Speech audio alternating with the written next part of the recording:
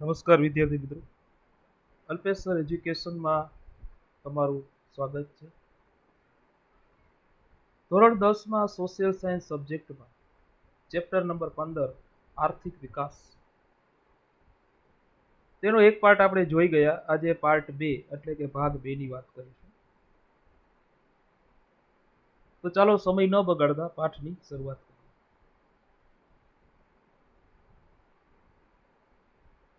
પ્રશ્ન નંબર 9, બજાર પદ્ધતિનો પરિચય આપો. એટલે કે બજાર પદ્ધતિ તમે શેને કહેશો?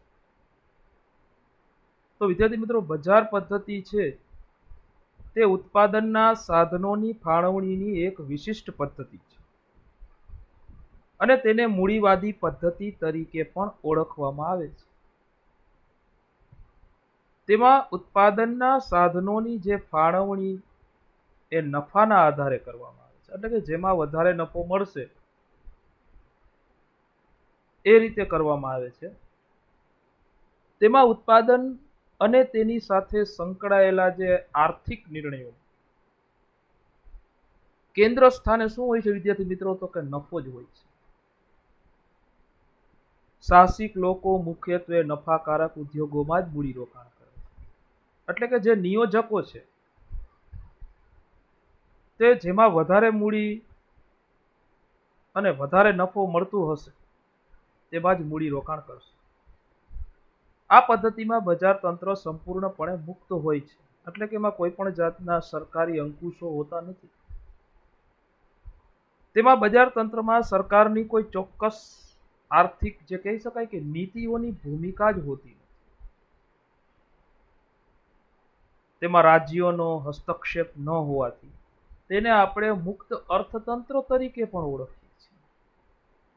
એટલે કે વિદ્યાર્થી પરીક્ષામાં પૂછાતું હોય છે કે મૂડીવાદી પદ્ધતિ વિશે પરિચય આપો કે મુક્ત અર્થતંત્ર વિશે પરિચય આપો, તો મુક્ત અર્થતંત્ર કોને કહેવાય? ત્યારે પણ આ બજાર પદ્ધતિને જ કહેવાય છે. બજાર પદ્ધતિના હરીફાઈયુક્ત બજારમાં આજે મહત્તમ નફો મેળવવા કાર્યક્ષમતાને વધુ મહત્વ આપવું પડે છે. અને આ પ્રક્રિયાને કારણે જ જે નવા સંશોધનો થાય છે અને ઉત્પાદનની જે નવી પદ્ધતિઓ શોધાય છે, પરિણામે આજે મહત્તમ ઉત્પાદન થાય છે, જેથી દેશનો આર્થિક વિકાસ આજે ઝડપી થાય છે. વિદ્યાર્થી મિત્રો, આમ આ પદ્ધતિમાં સ્પર્ધા કે હરીફાઈનું તત્વ જે છે, મેન તો સ્પર્ધા અને હરીફાઈ, એ તત્વ જ એટલે કે એ જે હરીફાઈ રહેલી છે તેના કારણે જ સમગ્ર બજાર પર આજે નિયંત્રણ રાખે છે. યુએસએ, જાપાન, ઇંગ્લેન્ડ વગેરે દેશોએ આજે બજાર પદ્ધતિ અપનાવી છે અને પોતાનો આર્થિક વિકાસ કર્યો છે. તો બજાર પદ્ધતિની અંદર મુખ્ય મુદ્દા કે બજાર પદ્ધતિને મૂડીવાદી પદ્ધતિ પણ કહેવાય. કેન્દ્ર સ્થાને હંમેશા નફો હોય છે. બજાર પદ્ધતિમાં બજાર તંત્ર સંપૂર્ણપણે કેવું હોય છે? તો કે મુક્ત હોય છે. અને આમાં રાજ્યનો હસ્તક્ષેપ ન હોવાથી આપણે આ બજાર પદ્ધતિને મુક્ત અર્થતંત્ર તરીકે પણ ઓળખીએ છીએ. ચાલો નેક્સ્ટ પ્રશ્ન જોઈએ. બજાર પદ્ધતિના લક્ષણો જણાવો. તો વિદ્યાર્થી મિત્રો, બજાર પદ્ધતિના જે બજાર તંત્રના કે મૂડીવાદના ત્રણેયના લક્ષણો એક જ થાય છે, જે નીચે પ્રમાણે છે. તેમાં ઉત્પાદનના સાધનોની માલિકી કેવી હોય છે? તો કે ખાનગી કે વ્યક્તિગત હોય છે. તેમાં ઉત્પાદનના સાધનોની ફાળવણી કેના આધારે થાય? તો કે વિદ્યાર્થી મિત્રો, નફાના આધારે કરવામાં આવે છે. તેમાં આર્થિક નિર્ણયો ભાવ તંત્રને આધારે લેવાય છે, એટલે બજારમાં કઈ રીતના રેપો રેટ છે તેના આધારે લેવામાં આવે છે. તેમાં વ્યક્તિગત લાભ કે નફાને ધ્યાનમાં રાખી આર્થિક નિર્ણયો લેવાય છે. એટલે કે વ્યક્તિગત લાભ અહીં મહત્વનું પાસું ધરાવે છે આર્થિક નિર્ણયો લેવા, કે એને નફો કેટલો થશે, મૂડી રોકનાર જે સાહસિક છે તેમાં ગ્રાહકને પસંદગી કરવાની વિપુલ તક મળે છે. એટલે કે તમે એક કરતા બીજા વિકલ્પો ધરાવતી ઘણી બધી વસ્તુઓ હરીફાઈના કારણે આજે બજારમાં મળતી હોય, એટલે ગ્રાહક પસંદગી કરી શકે છે પોતાને જે અનુકૂળ આવે તે. સરકારનો હસ્તક્ષેપ બજારમાં હોતો જ નથી, કારણ કે મુક્ત અર્થતંત્રની પદ્ધતિ છે. તેથી જ આ પદ્ધતિને આપણે મુક્ત અર્થતંત્ર તરીકે પણ ઓળખવામાં આવે છે. ત્યારબાદ જોઈએ બજાર પદ્ધતિના લાભો જણાવો, પ્રશ્ન પૂછાતો હોય છે. તો વિદ્યાર્થી મિત્રો, ચાલો જોઈએ બજાર પદ્ધતિના લાભો, જેને આપણે મૂડીવાદ પદ્ધતિ પણ કહી શકાય અથવા મૂડીવાદના લાભ પણ કહી શકાય. બજાર પદ્ધતિ છે એ વ્યક્તિનું આર્થિક સ્વતંત્ર જળવાઈ રહે છે. બજાર પદ્ધતિની અંદર તેમાં ઉત્પાદનના સાધનોનો મહત્તમ અને કાર્યક્ષમ ઉપયોગ થતો હોય છે.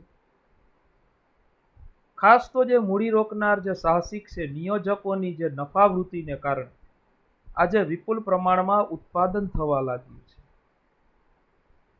તેમાં અર્થતંત્રમાં સતત જેમ જેમ નવા નવા સંશોધનો થતા રહે છે, જેથી દેશના આર્થિક વિકાસને આજે વેગ મળે છે.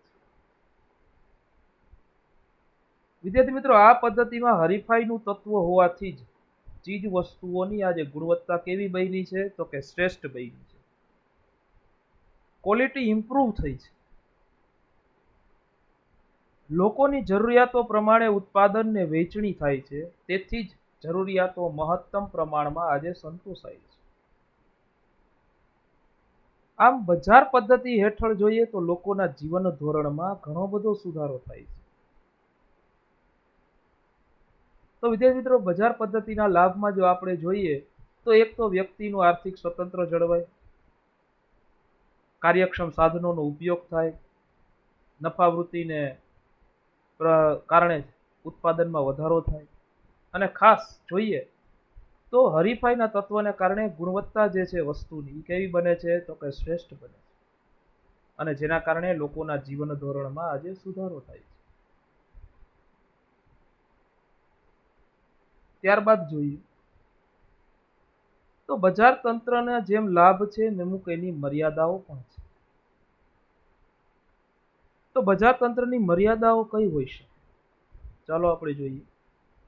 આ પદ્ધતિમાં એક તો નફાને કેન્દ્રમાં રાખી ઉત્પાદન થતું હોય છે, કારણ કે મુખ્ય કેન્દ્ર સ્થાને નિયોજક શું રાખે છે, તો કે નફાને રાખે છે. તેથી દેશમાં જે મોજશોખની વસ્તુઓ છે, આજે એનું ઉત્પાદન વધારે થાય છે. એટલે કે બિનજરૂરી વસ્તુઓનું ઉત્પાદન વધી ગયું છે, જ્યારે જે પ્રાથમિક જરૂરિયાતો છે તેનું ઉત્પાદન આજે ઓછું થતું જાય છે. આ એક સૌથી મોટો આનો ગેરફાયદો અથવા ગેરલાભ કહી શકાય. બીજું જોઈએ તો તેમાં બજાર તંત્રમાં રાજ્યની કોઈ ભૂમિકા, એટલે કે રાજ્યનો કાંઈ હસ્તક્ષેપ નથી હોતો. તેના કારણે કુદરતી સંપત્તિનો દુર્વ્યય થાય છે. એટલે કે આપણે કુદરત તરફથી મળેલી જે સંપત્તિઓ છે, ખનીજો છે, જંગલો છે, આપણે તેનો દુર્વ્યય કરીએ છીએ.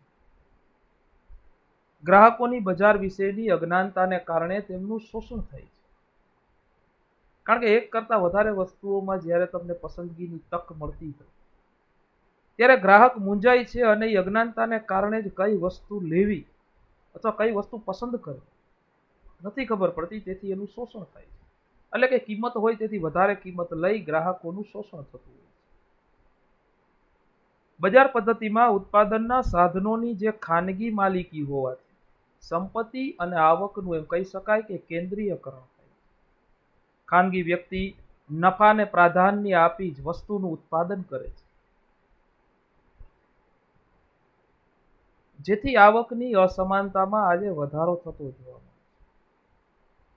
એટલે કે દેશના 20% લોકો આપણા દેશનો 40% જીડીપીમાં ફાળો ધરાવે છે. તો એ આના કારણે જ છે વિદ્યાર્થી. આ પદ્ધતિમાં એક તો ઇજારાશાહી વિકસે છે, અને તે ગ્રાહકો અને મજૂરોનું શોષણ કરે છે. એટલે કે હલકી ગુણવત્તાવાળી વસ્તુ બજારમાં બીજે જ્યારે ઉપલબ્ધ ન હોય ત્યારે અમુક કંપનીઓ ઇજારાશાહીને કારણે, એટલે કે પોતે ટ્રેડમાર્ક કે પેટન્ટ કરાવી વસ્તુની વધારે કિંમત રાખી ગ્રાહકોનું શોષણ કરે છે. તો આ હતી બજાર તંત્રની મર્યાદાઓ, ગેરલાભો. નેક્સ્ટ ક્વેશ્ચન જોઈએ. બજાર પદ્ધતિ પછી હવે વાત કરશું આપણે સમાજવાદી પદ્ધતિના લક્ષણો. આ પદ્ધતિમાં સમાજના હિતને ધ્યાનમાં રાખવામાં આવે તેના વિશે વાત કરશું. તો સમાજવાદી પદ્ધતિના લક્ષણો પહેલું જોઈએ વિદ્યાર્થી મિત્રો. તો સમાજવાદી પદ્ધતિમાં ઉત્પાદનના સાધનોની માલિકી કોની હોય છે? તો કે રાજ્યની હોય છે. તેમાં બધા જ જે કાંઈ આર્થિક નિર્ણયો છે તે રાજ્યની અંદર રાજ્યતંત્ર દ્વારા જ લેવામાં આવે છે, જે તે રાજ્યની સરકાર દ્વારા લેવામાં આવે છે. આ પદ્ધતિની આર્થિક પ્રવૃત્તિઓના કેન્દ્રમાં નફો નથી હોતો. બજાર પદ્ધતિની જેમ અહીં કેન્દ્રમાં નફો નથી, પરંતુ સમાજ કલ્યાણ રહેલું છે, લોકોનું હિતેચ્છુ છે. તેમાં શ્રમિકોને કામના બદલામાં વેતન આપવામાં આવે છે. તેમાં વ્યક્તિને આર્થિક સ્વતંત્ર અને અંગત પસંદગીનું સ્વાતંત્ર્ય આમાં હોતું નથી. અહીં જોઈએ તો તેમાં રાજ્ય સંચાલિત કારખાનાને ઉત્પાદન માટે જે કંઈ જરૂરી હોય, મૂડી હોય, નાણું છે, કાચો માલ છે, યંત્ર સામગ્રી છે વગેરે પૂરા પાડવામાં આવે છે. કોના દ્વારા? તો કે રાજ્ય સરકાર દ્વારા. આ પદ્ધતિમાં ઉત્પાદનની વહેંચણી કરવાની જવાબદારી રાજ્ય સંચાલિત દુકાનો જ સંભાળે છે, કેમ કે અહીં રાજ્ય તંત્ર દ્વારા જ નિર્ણયો લેવાય છે. તેથી જ વિદ્યાર્થી મિત્રો, આ પદ્ધતિમાં આવકની વહેંચણી વ્યાજબી અને સમાન ધોરણે થાય છે. પરિણામે દેશમાં ગરીબો અને શ્રીમંતો વચ્ચેનો જે તફાવતો છે તે દૂર થાય છે અને શોષણ વિરોધી જે પ્રવૃત્તિ ચાલતી હોય તે નાબૂદ થાય છે. કારણ કે સમાજવાદી પદ્ધતિમાં સમાજ કલ્યાણ રહેલું હોય છે. નેક્સ્ટ ક્વેશ્ચન જોઈએ. તો સમાજવાદી પદ્ધતિના લાભ જણાવો. આનાથી ક્યાં ક્યાં લાભ થશે? તો વિદ્યાર્થી મિત્રો, સમાજવાદી પદ્ધતિના મુખ્ય લાભ જોઈએ તો પહેલું છે કે આ પદ્ધતિમાં એક તો સમાજની જરૂરિયાતો મુજબ જ ઉત્પાદન થાય છે. એટલે કે બિનજરૂરી કે પછી મોજ શોખની વસ્તુનું ઉત્પાદન નથી થતું. ફક્ત જે પ્રાથમિક જરૂરિયાતની વસ્તુઓ છે તેનું ઉત્પાદન વધારવાનો પ્રયાસ કરવામાં આવે છે. તેમાં ઉત્પાદનોના નિર્ણયો રાજ્ય તંત્ર દ્વારા જ લેવાય છે, રાજ્ય સરકાર દ્વારા લેવાય. તેથી કુદરતી સંપત્તિનો અહીં દુર્વ્યય થતો નથી. જરૂરત પૂરતી જ કુદરતી સંપત્તિનો ઉપયોગ થાય છે. અને આ રીતે આવક અને સંપત્તિની જે અસમાનતા હતી તે અહીં દૂર થાય છે. અને સાથે સાથે બહુ જ અગત્યનું કે ગ્રાહકનું અહીં શોષણ થતું નથી, કારણ કે વ્યાજબી ભાવે ઉચ્ચ ગુણવત્તાવાળી વસ્તુ ગ્રાહકને મળી રહે છે. તો આ હતા સમાજવાદી પદ્ધતિના લાભ. જેમ એક સિક્કાની બે બાજુ હોય એવી રીતે લાભ પછી આપણે સમાજવાદી પદ્ધતિની ખામીઓ એટલે કે ગેરલાભો વિશે પણ ચર્ચા કરી. તો વિદ્યાર્થી મિત્રો, સમાજવાદી પદ્ધતિની ખામીઓમાં જો પહેલી જોઈએ તો આ પદ્ધતિમાં ઉત્પાદનમાં સાધનોની માલિકી કોની હોય છે? રાજ્ય સરકાર એટલે કે રાજ્યની હોય છે. તેથી ચીજ વસ્તુઓના ઉત્પાદનને ઉત્તેજન મળતું નથી. તેમાં સ્પર્ધા કે હરીફાઈના કોઈ તત્વનો અભાવ હોવાથી અર્થતંત્રમાં સંશોધનને ગતિ જ મળતી નથી. એટલે કે પછી એની ક્વોલિટી ઇમ્પ્રૂવ કરવાની કોશિશ જ નથી કરતા, કોઈ જાતના એક્સપેરિમેન્ટ નથી કરતા. હરીફાઈ ન હોવાથી અને ઓછા નફાની અપેક્ષાએ આ પદ્ધતિ કારગર સાબિત નથી થતી. અને આ પદ્ધતિમાં વ્યક્તિગત સ્વતંત્ર આજે જળવાતું જ નથી. વ્યક્તિનું અહીં સ્વતંત્રતા રહેતું નથી, કારણ કે રાજ્ય સરકાર નિર્ણયો લે છે. આમ તેના અર્થતંત્રમાં રાજ્યનો સંપૂર્ણ હસ્તક્ષેપ છે. તેથી એમ કહી શકાય એક પ્રકારની અમલદાર શાહીનો ભય પ્રવર્તે છે. રાજ્ય સરકાર કહેશે એ પ્રમાણે જ કાર્ય કરવાનું રહેશે, એટલે અહીં અમલદાર શાહી લાગુ પડી જાય છે. ત્યાર પછીનો પ્રશ્ન જોઈએ. તો મિશ્ર અર્થતંત્રની વ્યાખ્યા આપી તેના લક્ષણો જણાવો.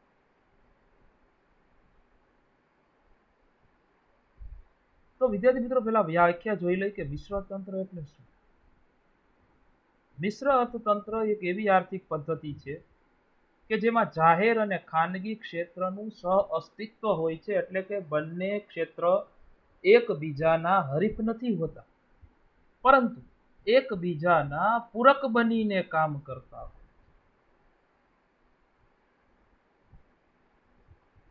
અહીં આપણે જોઈએ કે એના સાધનોની ફાળવણી કઈ રીતે થાય છે.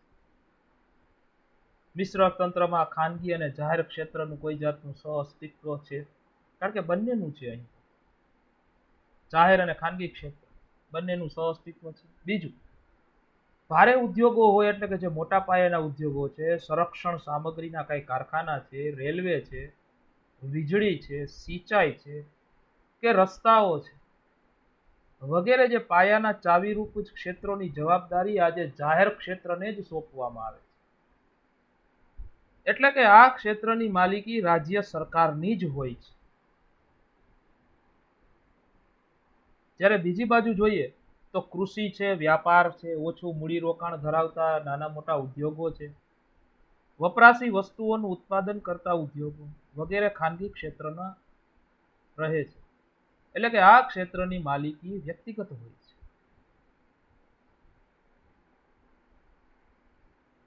આગળ જોઈએ તો મિશ્ર અર્થતંત્રમાં બજારો સંપૂર્ણપણે ક્યારેય સ્વતંત્ર હોતા નથી. ફોર એક્ઝામ્પલ જોઈએ આપણે તો સમાજમાં અનિચ્છનીય વસ્તુઓનું ઉત્પાદન થતું આજે અટકાવવા માટે રાજ્ય એ વસ્તુઓ ઉપર ઊંચા નાખે છે, ટેક્સીસ નાખે છે, એટલે કે કરવેરા નાખે છે, જીએસટી. પછાત વિસ્તારોમાં ઉદ્યોગોની સ્થાપના માટે રાજ્ય દ્વારા સબસિડી, કરવેરામાં રાહત વગેરે જેવા પ્રોત્સાહનો આપે છે, જેથી કરી ત્યાંની ગરીબી દૂર થાય. રાજ્ય છે તે ખેત પેદાશો માટે લઘુત્તમ અને ભાવ ટેકાની નીતિનો અમલ કરે છે, એટલે કે ટેકાના ભાવે ખરીદી કરે છે, જેથી કરી ખેડૂતોને આર્થિક વળતર મળી રહે. આગળ જોઈએ તો મિશ્ર અર્થતંત્રમાં આર્થિક નિર્ણયોની પ્રક્રિયામાં આર્થિક આયોજન છે તે બહુ જ મહત્વનું છે, એટલે કે મહત્વનું સ્થાન આપવામાં આવે છે. આમ પણ આપણે અર્થતંત્રમાં જોઈએ તો સૌપ્રથમ આયોજન જ આવે છે. તમારે યોજના પહેલા તૈયાર કરવાની હોય છે, પછી તેના ઉપર કાર્ય કરવાનું હોય છે.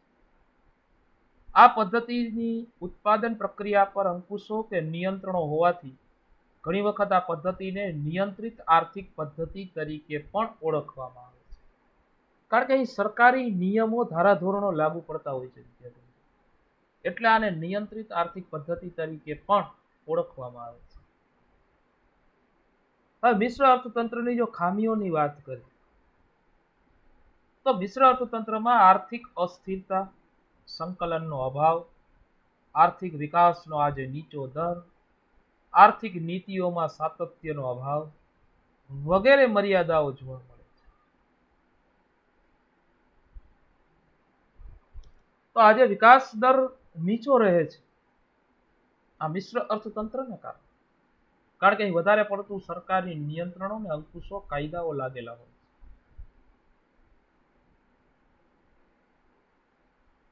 ત્યારબાદ પ્રશ્ન જોઈએ, જરૂરિયાતો આજે અમર્યાદિત છે. તમારી એક જરૂરિયાત સંતોષાય એટલે તમને બીજી જરૂરિયાત ઊભી થઈ જ જાય વિદ્યાર્થી મિત્રો. તેથી જ કહેવાય છે કે જરૂરિયાતો અમર્યાદિત છે, પણ એમાંથી આપણે પસંદગી કરવાની. તો ચાલો સમજીએ કે જરૂરિયાતો અમર્યાદિત છે શા માટે, સમજાવો.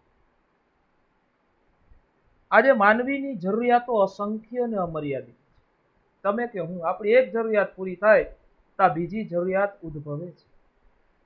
તેનો કદી અંત જ આવતો નથી, સતત વધતી જ જાય છે. એટલે કે એક જરૂરિયાત સંતોષાય ત્યાં બીજી જરૂરિયાત ઉદ્ભવે. વિદ્યાર્થી મિત્રો, ઘણી વાર તો એવી જરૂરિયાતો હોય છે જે વારંવાર સંતોષવી પડે છે. જેમ કે જીવનને ટકાવવા માટે ભોજન છે, અન્ન છે, તો એ જરૂરિયાત આપણે વારંવાર સંતોષવી પડે. કેટલીક જરૂરિયાતો તો વિજ્ઞાન ને ટેકનોલોજીના વિકાસને કારણે ઉદ્ભવતી હોય છે. જેમ જેમ સમય પરિવર્તન થતો જાય, આધુનિક યુગની શરૂઆત થઈ ગઈ છે, ત્યારે વિજ્ઞાન ને ટેકનોલોજીને આપણે અવગણી શકીએ નહીં. તો ઘણી જરૂરિયાતો આના કારણે પણ ઉદ્ભવે છે. ફોર એક્ઝામ્પલ આપણે જોઈએ કે જેને ચાલીને કામ પર જવું પડતું હતું તેને આજે સાયકલની જરૂરિયાત જણાય છે. જે સાયકલ લઈને જાય છે તેને સ્કૂટર મેળવવાની ઈચ્છા છે, અને જે સ્કૂટર લઈને જતો હોય છે વિદ્યાર્થી મિત્રો, એને કાર લેવાની ઈચ્છા થતી હોય. એટલે જરૂરિયાત ક્યારેય પૂર્ણ થતી જ નથી, અસંખ્ય છે. જે મળે એનાથી જો તમે અસંતુષ્ટ રહેવાની જે માનવીના સ્વભાવની આ લાક્ષણિકતાને કારણે જ આજે મનુષ્યના જીવનના અંત સુધી તેની જરૂરિયાતનો અંત આવતો જ નથી. હવે આગળ જોઈએ વિદ્યાર્થી મિત્રો, તો પ્રશ્ન નંબર 18 તફાવત આપો પૂછાતો હોય છે, બજાર પદ્ધતિ અને સમાજવાદી પદ્ધતિ. બજાર પદ્ધતિ એટલે મૂડીવાદી પદ્ધતિ પણ કહેવાય છે, અને આપણે જે પ્રશ્ન જોઈ ગયા સમાજવાદી પદ્ધતિ. મૂડીવાદી આર્થિક પદ્ધતિમાં ઉત્પાદનના સાધનો ખાનગી માલિકીના હોય છે, એટલે કે બજાર પદ્ધતિમાં શું હોય, ઉત્પાદનના સાધનો ખાનગી માલિકીના છે. જ્યારે સમાજવાદી આર્થિક પદ્ધતિમાં ઉત્પાદનના સાધનો રાજ્યની માલિકીના હોય છે. બીજો પોઈન્ટ જોઈએ તો બજાર પદ્ધતિમાં આર્થિક નિર્ણયો કેના ઉપર હોય છે, તો કે નાણું અને ભાવ તંત્રની મદદથી જ લેવામાં આવે છે. જ્યારે સમાજવાદી પદ્ધતિમાં નિર્ણયો કેન્દ્રીય સત્તા એટલે કે રાજ્ય દ્વારા જ લેવાય છે. ત્યાર પછીનો મુદ્દો જોઈએ તો બજાર પદ્ધતિમાં વ્યક્તિ આર્થિક સ્વતંત્ર અને અંગત પસંદગીનું પણ સ્વતંત્ર ભોગવે છે. જ્યારે સમાજવાદી પદ્ધતિમાં વ્યક્તિને આર્થિક સ્વતંત્ર અને અંગત પસંદગીનું જે સ્વતંત્ર છે તે હોતું નથી, કારણ કે નિર્ણય રાજ્ય સરકાર લે છે. બજાર પદ્ધતિમાં ઉત્પાદકો નફો કરવાના ઉદ્દેશ્યથી આજે ઉત્પાદન પ્રવૃત્તિઓ હાથ ધરે છે, એટલે કે નવા નવા સંશોધનો હાથ ધરે છે. જ્યારે સમાજવાદી પદ્ધતિમાં તો નફાવૃત્તિને સ્થાન હોતું નથી, તેથી બજાર ઉત્પાદક એકમો સમાજનું હિત ધ્યાનમાં રાખીને જ કામ કરે છે. ત્યાર પછીનો મુદ્દો જોઈએ વિદ્યાર્થી મિત્રો, તો બજાર પદ્ધતિમાં હરીફાઈનું તત્વ રહેલું છે, જેના કારણે ગ્રાહકોને ઓછી કિંમતે વધુ સારી ગુણવત્તાવાળી વસ્તુઓ આજે મળે છે. જ્યારે સમાજવાદી પદ્ધતિમાં હરીફાઈના તત્વનો તમને અભાવ જોવા મળશે, કારણ કે અહીં ગ્રાહક પાસે કોઈ જાતનું પસંદગીનું સ્વતંત્ર જ નથી, હરીફાઈનો અભાવ છે. ત્યારબાદ જોઈએ તો બજાર પદ્ધતિમાં સમાજમાં ગરીબ અને ધનિક એવા બે વર્ગ તમને જોવા મળે, અને તેમની વચ્ચે સંઘર્ષ જોવા મળે છે. જ્યારે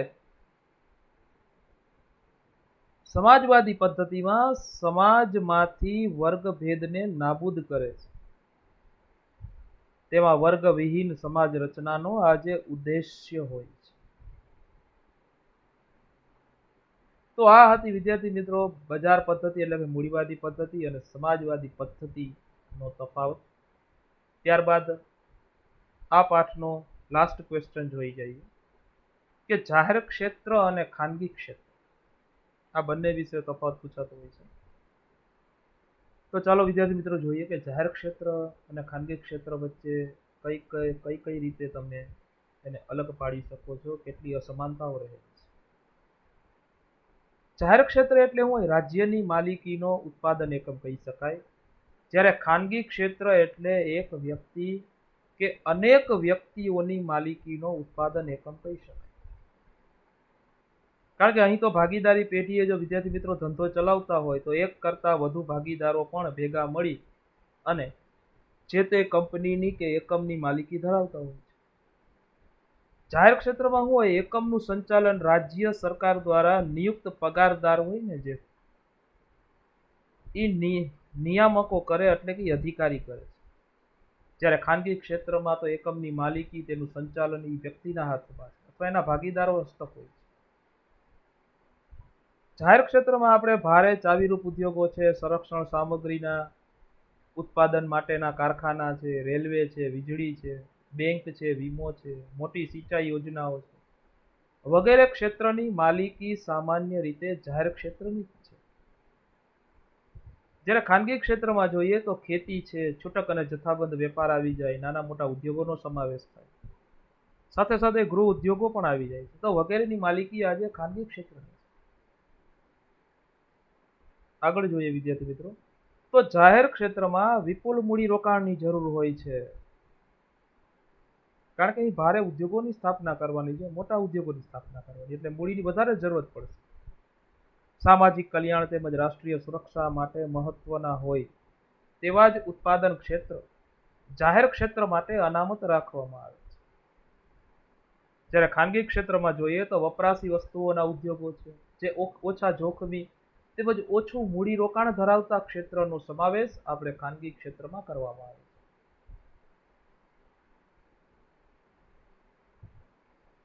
અત્યારે તો સરકારની ઉદારીકરણની નીતિના કારણે ઘણા ભારે ચાવીરૂપ ઉદ્યોગો ખાનગી ક્ષેત્રમાં પણ ખોલવામાં આવે છે. ત્યારબાદ જોઈએ તો જાહેર ક્ષેત્રની અમુક સેવાઓ કે વસ્તુઓના ઉત્પાદનમાં રાજ્ય ઇજારો ધરાવે, તેથી કેટલીક વાર વસ્તુઓ કે સેવાઓની ગુણવત્તા જળવાતી નથી, એમાં ફેરફાર આવે છે. જ્યારે ખાનગી ક્ષેત્રના એકમો વ્યક્તિગત દેખરેખ નીચે ચાલતા હોવાથી વસ્તુઓના ઉત્પાદનની ગુણવત્તા જાળવવામાં કોઈ ચોકસાઈ રાખવામાં આવે છે. એટલે કે જેમ બને તેમ વધારે સારી વસ્તુઓ ક્વોલિટી ઇમ્પ્રૂવ કરવામાં આવે. તો આ હતું વિદ્યાર્થી મિત્રો જાહેર ક્ષેત્ર અને ખાનગી ક્ષેત્ર, આ ચેપ્ટરનો લાસ્ટ ક્વેશ્ચન. આગળના ચેપ્ટરના અભ્યાસ માટે જોતા રહો અલ્પેશ્વર એજ્યુકેશન ચેનલ. લાઈક કરો, સબસ્ક્રાઇબ કરો. જય હિન્દ.